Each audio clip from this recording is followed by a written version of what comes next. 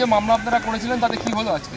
আজকে মহামান্য বিচারপতি সৌগত ভট্টাচার্যের বেঞ্চ নির্দেশ দিল যারা টেন্টেড ক্যান্ডিডেট, যাদের এই নিয়োগ প্রক্রিয়ায় নতুন নিয়োগ প্রক্রিয়ায় পার্টিসিপেট করার অধিকার দিয়েছিল, পার্টিসিপেট করার সুযোগ দিয়েছিল, আজকে মহামান্য বিচারপতি বললেন যারা টেন্টেড ক্যান্ডিডেট তাদের নতুন নিয়োগ প্রক্রিয়ায় বসতে পারবেন না। ইভেন যারা অলরেডি অ্যাপ্লিকেশন করে ফেলেছেন, যেহেতু 14 তারিখ থেকে অ্যাপ্লিকেশন শুরু হয়ে গেছিল, তাদের ওই অ্যাপ্লিকেশনগুলো ক্যান্সেল করতে বলেছে।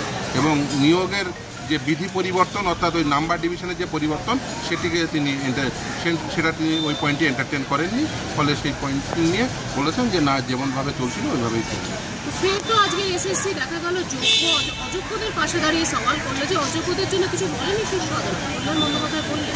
অবভিয়াসলি দেখুন, অযোগ্যদের সঙ্গে যে সরকার রয়েছে এটা তো পরিষ্কার, সেই জন্য তো তাদের সুযোগ দিয়েছিলেন যে ওই অ্যাপ্লিকেশন করবেন, তারা আবার ঘুরপথে তাদেরকেই নিয়োগ করার বন্দোবস্ত করা হয়েছিল।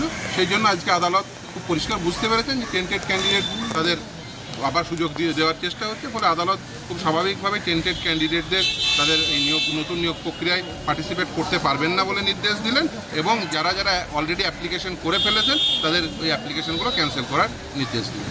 মানে হ্যাঁ, অবভিয়াসলি হায়ার ফোরামে অবভিয়াস, সেই জন্য দেখবেন স্টেটের পক্ষ থেকে এবং এসএসসির উভয়ের পক্ষ থেকেই তারা এই নির্দেশের স্টে চেয়েছিলেন, আদালত সেটা রিজেক্ট করেছে।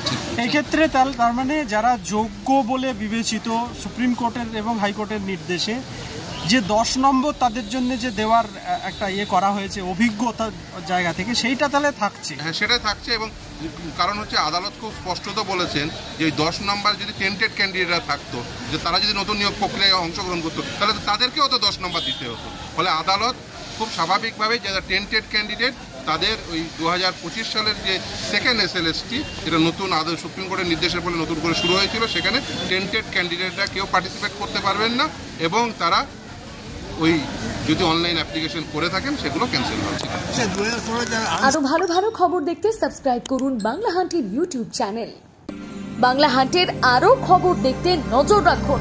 বাংলা খবর মানেই বাংলা হান্ট।